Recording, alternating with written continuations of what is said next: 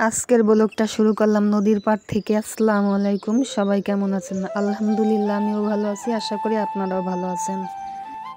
আর এই তো দেখছো আপু ভাইয়ারা জেলে দাদা আর কি জাল ফেলছে, খেপলা জাল। আর এখন তো নদী শুকায় গেছে, আর কিছু পুঁটি মাছই পাওয়া যায়। আর দেখো জেলে দাদা আর কি জাল টানছে, আর আশপাশ দিয়ে কিন্তু পুঁটি মাছে আর কি লাফালাফি করতেছে। আর খুব ছোট্ট একটা ভিডিও তোমাদের সাথে শেয়ার করলাম, আশা করি ভালো লাগবে। তাই স্কিপ না করে পুরো ভিডিওটার সঙ্গে থাকবে আর সাবস্ক্রাইব করে আমার পাশে থাকবে।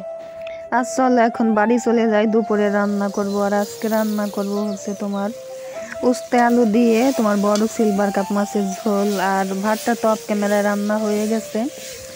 আর ওই চুলাই কড়াইটা দিয়ে মশলাটাকে ভালো করে কষিয়ে তোমার আর কি উস্তে আলুটা দিয়ে আর কি একটু নাড়াচাড়া করে মাছটা এখন দিয়ে দিলাম। আর ভালো করে নাড়াচাড়া করে সামান্য একটু পানি দিয়ে দেবো কষানোর জন্য। দেখতে থাকো, আশা করি আজকের ভিডিওটা ভালো লাগবে। আর কষানোর জন্য পানি দেওয়ার পর কিন্তু ক্যামেরাটা আর অন করা হয় নাই, আর অফ ক্যামেরা আর কি কষিয়ে নিছি। আর এখন ঝোলটাও দিয়ে দিলাম। আর এদিকে তরকারির ঝোলটা দিয়ে আমি ঢাকনা দিয়ে ঢেকে দিলাম, আর তরকারিটা হতে থাকে। এই তো দেখো আমার চাষির গাছের আম, আর আম কিন্তু এখন আর কি পাকা শুরু হয়ে গেছে অলরেডি।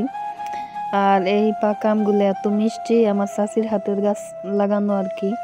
আর আমার চাষি তো মরে গেছে, আল্লাহ ওনাকে জান্নাতবাসী করুক। আর এই তো দেখো আমগুলো কাটছি, আর দেখো কি ফ্রেশ আম, আর দেখতেও কি লোভনীয় লাগছে। আর ভিডিওটা আজকের মতো এখানে শেষ করে দিলাম। আল্লাহ হাফিজ, আসসালামু আলাইকুম।